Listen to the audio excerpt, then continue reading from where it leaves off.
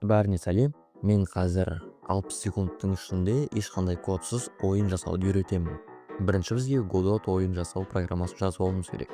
Godot download деп жазамыз. Сосын Google'дағы бірінші сілтемеге кіріп, міне осы көк батырманы басамыз. Сәл күткен соң өзі жазылады. Міне Godot бізде жазылып болды.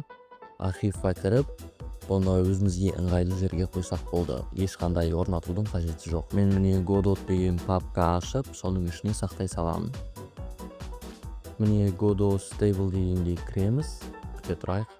Плюсті басып, осы жерге ойынның атын жазамыз. Game for 1 minute.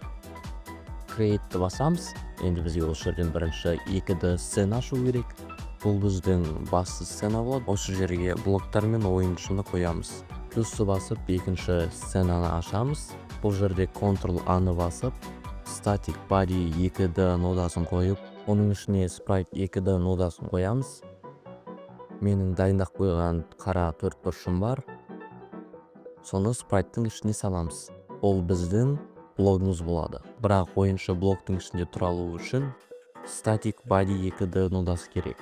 Коллизия дегенге 4 бұрыш пішінін таңдап, осы біздің блокпен теңейтіп қоямыз. Бұл біздің блок болады. Енді қайтадан плюсті басып, ойыншыны жасайтын боламыз. Енді Ctrl-A-ны басып, Character Body 2D нодасын таңдаймыз. Character Body'дің ішіне тура бағанандай Sprite 2D, оған өзіміздің спрайтымызды қоямыз. Және тағы да Collision Body 2D-ны қойып, оған 4 бұрыш пішін береміз.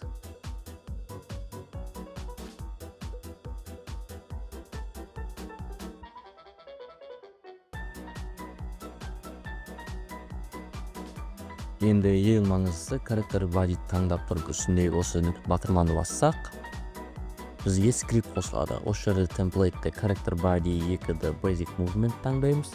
Ол жерде өзінің физикалық коды дайын тұр. Осы екі параметр жылдамдықпен секіруге әсер етеді. Енді басты сценаға барып Ctrl-Shift-A-ны басып, бағанағы жасаған блокта келеміз. Біз осы батырманы басу арқылы немесе S-ті бассақ, осы блоктың пішінін өзгерте аламыз. Осылай блоктың пішіні мен орнын өзгертіп, платформа жасаймыз. Блокты таңдап тұрып Ctrl-дан бассақ, сол блок көшіріледі.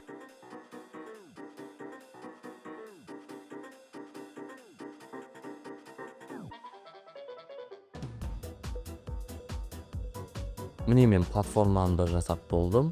Енді Ctrl-Shift-A-ны қайтадан басу арқылы ойыншыны әкелеміз. Ойыншыны орнына қойып, үлкендігін жөндеген соң, мына батырманы басу арқылы ойыншының сценасына бардым. Ctrl-A, камера 2D. Болды, сақтаймыз. Енді басқа ештеңенің қажеті жоқ. Мына батырманы басамыз. Select'ті басып, басты сценамызды таңдаймыз. Болды. Біздің қарапайым ойын дайын. Ал егер сенің осы Godot'та мен қалай ойын жасағанды көргің келсе, лайк басып, каналға тіркеліп, комментарияға жазып кет.